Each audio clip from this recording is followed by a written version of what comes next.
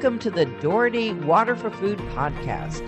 Since 2010, the Daugherty Water for Food Global Institute at the University of Nebraska has worked toward one goal, a food and water secure world. One in which global food security is ensured without compromising the use of water to meet other essential human and environmental needs. It's a daunting vision, but one that is vitally important. This podcast amplifies the voices of those making waves in this space. We hope you enjoy today's episode. My name is Arianna Elnes. I am the Communications Specialist with the Daugherty Water for Food Global Institute, and today I am pleased to sit down with Peter McCornick, the Executive Director of the Institute. Each year it seems climate change and water and food scarcity becomes more and more top of the public's mind, and this year was no exception. I'm looking forward to talking with Peter today about the continuing work of Water for Food to meet the needs of water quality and quantity for a food-secure world. Peter, thank you for sitting down with me today. And could you start by telling our listeners a little more about yourself and how you came to your role at Daugherty Water for Food Global Institute? Thank you, Arianna. Thank you for meeting with me today. I'm originally from southwest Scotland. I grew up in a rural farming community in southwest Scotland. I did my undergraduate degree in England and then came to the United States to do my graduate studies in Colorado. So I started my engagement in America in Colorado. My plan was to go back and work internationally. I've always been interested in working internationally, but I met my wife and life changed directions a little bit. But I finished my graduate studies in the United States and then spent a career working in and out of the United States, but about half the time overseas in one capacity or another, working in Asia, Middle East, North Africa, and then doing assignments to other countries in those regions. Prior to coming to Nebraska, I was with the International Agricultural Research Centers, the International Water Management Institute out of Sri Lanka. And that, as the Deputy Director General in my most recent assignment there, I covered the research program, implementation program in Africa, Asia, and the Middle East, and to a lesser extent elsewhere in the world. When I was approached to come to Nebraska, the work I was doing in Sri Lanka and elsewhere was very relevant, and I was particularly interested in the vision of the Water for Food Institute. I felt that was very pertinent, very relevant to the challenges in the world. It was very consistent with my career goals and direction, and so I felt this was a very good fit. I particularly liked the idea that it was water and food, and not to focus on that particular aspect of water, and in a major agricultural area of the world, because that really makes it, you're really embedded in the practicalities of managing water and agriculture, and can relate those sort of challenges to other parts of the world.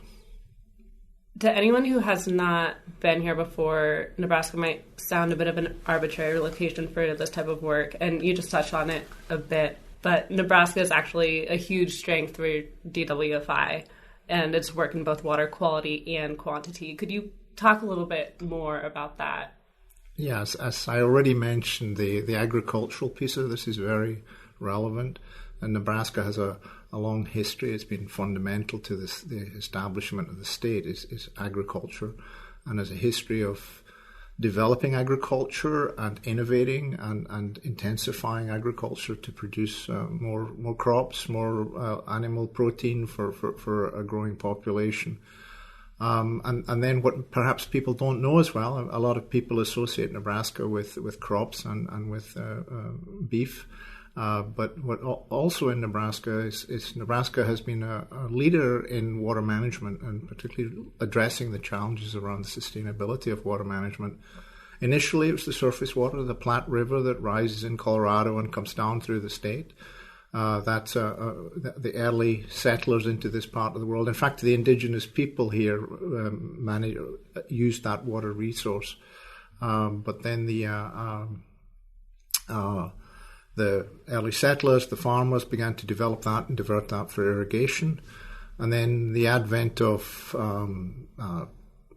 technologies to develop the groundwater. Nebraska is also blessed with a very important aquifer underneath our feet that can sustain quite a bit of use. So groundwater and surface water here in the state are huge resources, but they've also been well managed and governed by the state. And so on a water quantity side, Nebraska has been a leader since the 1970s around how to set up the institutions and make that work in terms of managing it sustainably.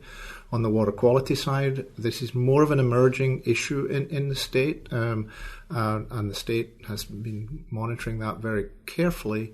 But it's then how do we address that water quality challenge in the state? It's a newer challenge for those of us working in the state, but it's certainly something that the partners are working on here. DWFI is involved in a lot of really exciting work in Nebraska and around the world. There are a few key areas that the Institute has been working in, and I was wondering if you could give our listeners some insights around some of those things. Yeah, I think there's a number of areas we're working on. I think we work. Our team here in the Institute directly work on a number of different aspects, and then through our faculty fellows that we collaborate with, and then of course partners beyond that. But the faculty fellows, their students, are working on other dimensions related to water and agriculture. So we cover a wide swath of topics and areas of interest relevant to this, but very much focused on how can we develop solutions to make water and food security more manageable in the both here in Nebraska and elsewhere.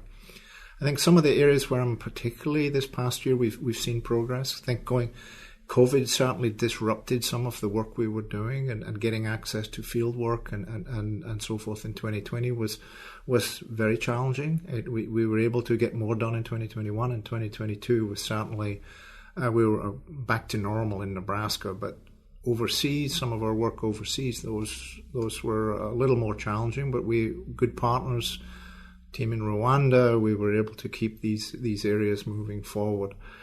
I think where we've seen particular progress this year, we work on many different monitoring, data management, big data, information systems around various tools that have been developed by our team and our faculty. And these I refer to as our suite of tools, or tools that we can use to help really improve water management at the farm scale, but understand what that then means across the range of the basins or across the aquifers that we work in. In those suite of tools, we getting those to be more automated, for want of a better word, but basically to be able to grab that, make that information available to the farmers in a usable form.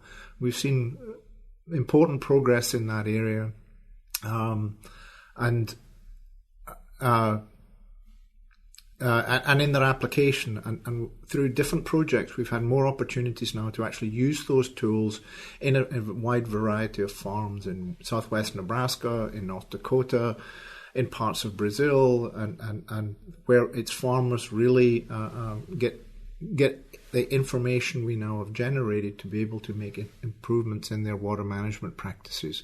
And that's always the big challenge with new technologies, is actually the uptake of that by the actual water managers or farm managers is the important challenge. It's if we develop research that simply sits on the shelves, it's not having the impact we must have. And so that's, for me, has been very encouraging, is bringing that collective capacity together to really get this to the end user. Also, in the water quality area and the impact on the groundwater of our practices on the land, but are also other uses of water resources, that's an area where it's a complicated issue. It's very localized. How do you not only determine what is going on, but how do you address it? What are the solutions to avoid this degradation of the resources, this water that we have in Nebraska? And that's again where we have a lot of research, but bringing that together, really integrating that together, and looking at what is happening in these different areas, and then working with the communities and the farmers to then address those issues and ensure that we're improving the situation when it comes to water quality degradation. So let's get into some specifics a little bit about some projects that the Institute is working on and how that plays out on the ground. Well, just to continue that, one of the other important areas that we've been making progress is, it may seem obvious to many of our stakeholders here in Nebraska that you need to really put the farmers front and center, or the producers front and center of the work you do. To be able to have that impact, those who are actually going to make those decisions on a day-to-day basis are the farmers or the communities in the rural areas. So taking a farmer-centric approach to our work comes sort of naturally in Nebraska. But then when we start working elsewhere, because a lot of the funding and support comes from different areas, it tends to be more top-down and around decisions. How do you ensure that you're actually getting building the capacity and working with the farmers on the ground in a way that can be done locally but can then be scaled out? And this is really fundamental to our work we've been doing in Rwanda and looking to do elsewhere in sub-Saharan Africa, looking at the ecosystem for the agriculture and the agricultural businesses in Rwanda, what their history have been around water and agriculture, how they've used some of the technologies like pumps and drip systems and other irrigation tools, and what has worked, what hasn't worked, and how can we scale the pieces and the knowledge that have worked. One of our successes has been the young team in Rwanda, who are all connected to the University of Nebraska in one way or another, but we're able to build a team during COVID. They've been able to implement the work on the ground and really map out those ecosystems, understand where all the pumps are coming from, why some of them are working, why some of them are not working, how the entrepreneurial ecosystem is working around those tools. And from that, again, draw these lessons to improve the management, not only in Rwanda, but what are the tools we can do to understand the same in a neighboring country? And at the same time, what technologies can we transfer to other countries?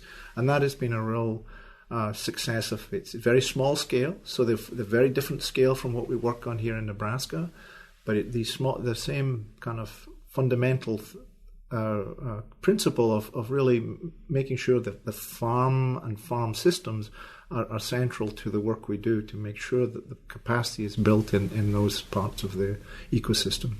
Could you describe some of the other work that was done this past year in some of our other programs? Yeah, I think one of the important developments this year, traditionally the Institute has held a international Water for Food global conference nearly every year. During COVID, that was very challenging, and we were more virtual in the first year of COVID.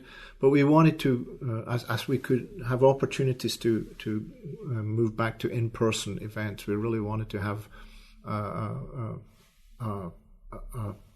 more in-person events where we could bring some of these different players and stakeholders together to again look for opportunities to have impact on the ground. So we couldn't get our international partners here. It's difficult to get some of our partners from across the United States here, but we held an event in the field, basically on a farm in western Nebraska and in Sutherland, Nebraska. Pullman Farms, who partnered with us in bringing together. There it was the researchers, the extension personnel, the producers from different parts of the state, and then the irrigation companies here in Nebraska that are very important to the irrigation and production system here, and many different players, the water managers and partners from as far afield as California, and even we had 2 partners come in from Argentina to be part of this discussion, to listen to the producers, to hear what their challenges were, which were very significant this year because of the drought, but then to explore how the work we are doing in research, but also what the entrepreneurs are doing and the businesses are doing to better fit that particular need of producers in Nebraska. I think that was a very important. It was a smaller scale version of the conference. It was a smaller group of people, but it was also generated a number of new ideas for people to pursue as to how to develop the solutions, but importantly, how to make sure those solutions could be integrated into the farming decision making. I think that's a piece that the researchers can sometimes get too late in the project. Yeah, it brought together a unique group of researchers, producers, ag tech entrepreneurs. It brought together a bunch of different stakeholders, and when you bring all the different types of people together, a lot of great ideas come out of it. And there certainly was a lot of energy. And at the outset, when we were planning it, we were cautioned that we shouldn't make it too long because people would it would be challenging for people to stay engaged because of all the other demands on their time. By the end, we got a lot of positive feedback. The interesting thing, we also got some of the feedback we got was that we didn't extend it for another day. So it was certainly something there's clearly a strong demand for. So that's a great segue into our global conference. Yes. What can we expect at the global conference, and when is it? Well, it's in May. It's 9th and 10th of May 2023 here at Innovation Campus in Lincoln, Nebraska. I think we can expect some of you may already have been to one of our conferences in the past. We do draw international partners from around the world. We also draw a number of partners from across the United States and in the immediate states around Nebraska, and of course in Nebraska itself. As we put the program together, we went out for ideas on sessions and what the pertinent, relevant sessions would be, where we can really work towards impact on the different, very broad range of topics that our partners, our faculty fellows, our partners, and ourselves are working on. What we've seen already, we have the program already in a near complete shape at this point. And what we can see is people really excited about this opportunity to explore water and food in an in-depth area and interact with the different partners through the value chain from the different producer scales and look for solutions that can be developed in different parts of the world. I think we are certainly seeing a lot of interest from other international partners this time, even more. I think a lot of our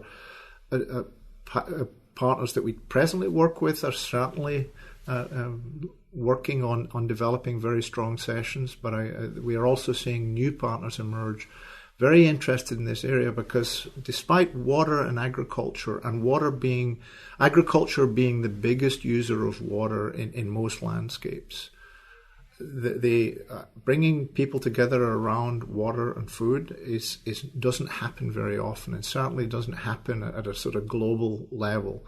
So it may seem rather odd that we hold this in Nebraska, but people are willing to travel to come to this because we have it is an opportunity to really look at this very important intersection between two massive sectors that are under a lot of pressure in different ways, the water and agriculture. If we look at climate change, it's basically amplified through the water sector, and it's amplified through the agricultural sector, and these important interactions between it. As we see the population growth and economic growth, this affects our water and it affects our agriculture and the interplay between those. So how do we maintain this momentum around the success in these sectors is very important, and I think more, particularly this year, people are recognizing the importance of that. I think there's a fair bit of excitement around this upcoming conference, and certainly early indications are we're going to have a full house. Is there anything else that we can look forward to in the upcoming year? This past year, we've seen food security globally become very much onto the news, and that's been an important shift in the thinking of the politics and the leaders at the state, at the national and global level. We're also seeing water, of course, as we've seen floods and droughts, with the drought challenge. Again, this massive interest in these both areas, but particularly on this intersection between water and food security. What I see is a lot of interest in this. We've got a UN water conference that's coming up in late March, where that we are involved in pieces of this, but it brings the whole water community together. Agriculture needs to be in that conversation and going forward. I think a lot of our research that we are doing and our partners are doing is very relevant to that, and we're in many of those conversations. But it's really to ensure that we prioritize water and agriculture as we make decisions about our natural resources and agricultural investments to really bring those sort of conversations to the fore and bring our experience and the experience of our partners to the fore in those conversations. So I think it's going to be an interesting year.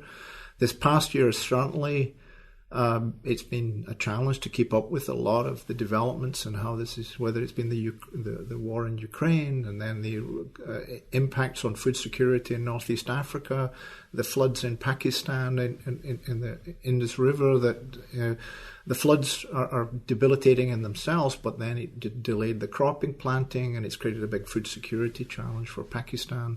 These are things that I'm suggesting that we have more disasters, but I think this emphasis on these key areas that we must resolve water and food security. I think this is an interesting year ahead, and I don't know what the changes are going to be, but there's certainly going to be more changes in this year coming up. So this will be an interesting year ahead. Looking further ahead into the future, what areas do you see the Institute focused in the next 10 years? And are there any emerging areas of study that you think will be more prominent? I think one of the things from a water perspective is important. It's agriculture. As we continue to look 10 years ahead, our population is growing. The demand in the economies for water is still growing. And the demand on natural resources broadly continues to expand, and it plays out in different ways in different landscapes, whether it's in South America or in Africa. I think one of the challenges we tend to forget is that our capacity to actually develop the inexpensive natural resources, accessing natural resources like water and land, those we're really running into our limits on those in many parts of the world. We're looking at within 20 years we're going to have half the population of the world living in what would be called water scarce basins, and those water scarce basins happen to be also the ones where they're food and nutritionally insecure now. So the assumption that we're going to grow more crops closer to those populations, it's really dependent on water being there, which it's not. So I think one of the things we're going to see over the next 10 years is a lot of the things we're working on, whether it's the drought management or it's the avoiding the degradation of the water quality, or it's making more use of that water, making it more productive, whether it's crop breeding or livestock management or something like that. These are areas that we must address, particularly for these very challenging areas. And whether it's then some countries, when they look for food security, they're going to have to realize that the food security has to come from their economy being able to import more food, rather than trying to produce more food there because they just simply don't have the water resources. So I think this is what we're going to run into the limits on some of these things at the local level, and it's understanding that we need to interconnect those pieces to the food system of the world. That's a very complicated subject in itself, but basically to be able to produce enough food for those populations and manage to do that without, we can't keep building dams, even if we could, and often in a lot of places groundwater isn't accessible.